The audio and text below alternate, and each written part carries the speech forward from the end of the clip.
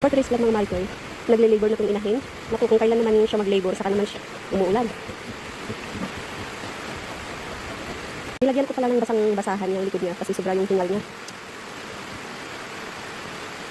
Check na natin kung may gatas na yung dede ng inahin baboy. Kasi nagle-labor na siya. Meron namang Mars. Ayan.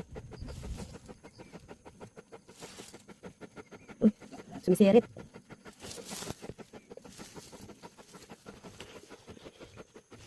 Grabe yung hingal niya. Kaya, every 5 minutes, binabanlawan ko yung basahan na inilalagay ko dyan sa katawan niya. Sa likod niya. Ganyan siya pag mag-labor. Hindi na siya makakali. Tapos yung taan niya, pinupuspos niya sa semento. Ano? Ha?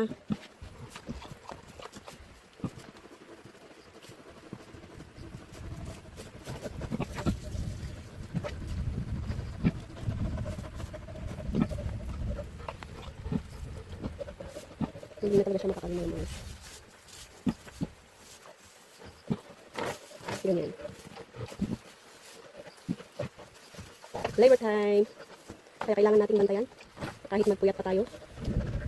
Mahirap na. Sayang yung isang diig pag malagasan tayo.